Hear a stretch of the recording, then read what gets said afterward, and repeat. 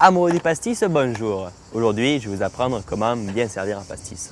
Car aujourd'hui, trop peu de gens savent comment bien servir un pastis et ils n'apprécient pas toute l'arôme du pastis, toute sa subtilité, vous voyez. Enfin quoi, un pastis, ça se respecte. Bon, alors, je vous montre quand même la première technique. C'est la technique qu'on dit à la parisienne. Attention, n'essayez surtout pas de reproduire ça chez vous. C'est fait par un cascadeur professionnel. Et si vous reproduisez ça chez vous, vous risqueriez de tuer le pastis. Et un pastis, ça se respecte. Alors, à la parisienne. D'abord, vous versez le pastis à votre convenance, selon le goût que vous cherchez. Normalement, on dit une dose de pastis, 5 doses d'eau. Et là c'est le moment où le parisien tue le pastis.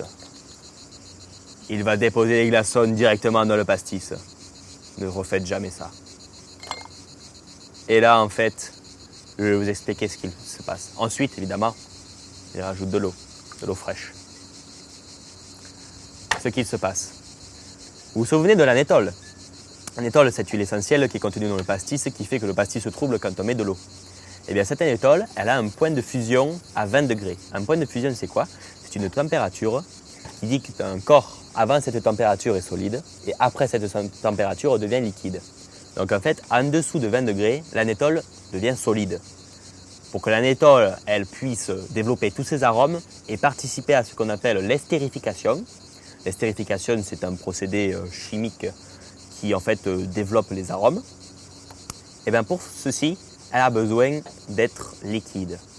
Donc si vous mettez le pastis et que vous mettez les glaçons, l'anétole, elle gèle tout de suite et vous tuez votre pastis. Cette méthode, il ne faut jamais la reproduire.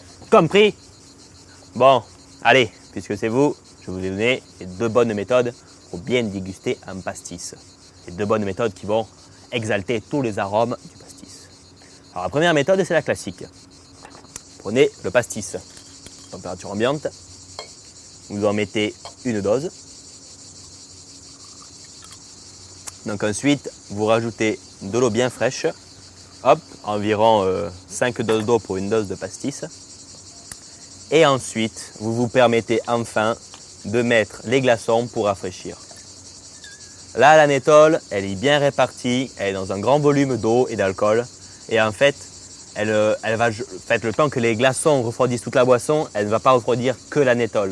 Vous comprenez, l'anétole va pouvoir rester dissoute et donc elle va permettre de développer ses arômes et d'avoir un bon pastis. Et enfin, la dernière méthode pour servir un bon pastis, c'est la méthode à l'ancienne.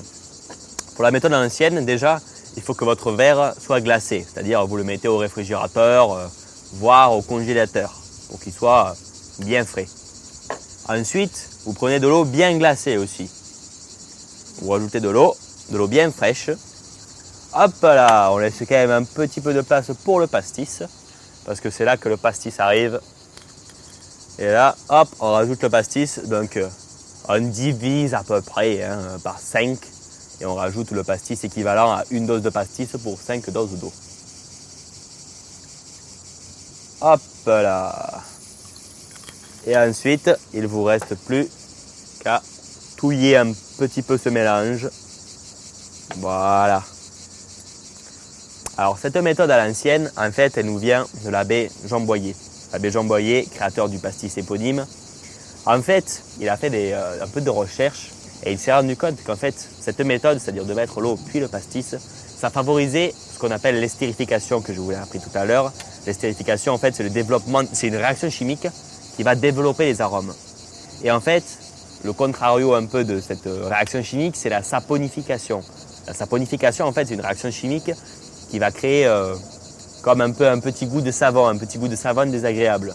Donc en fait, n'oubliez pas, d'abord l'eau, puis le pastis, c'est la méthode à l'ancienne, d'après Jean Boyer.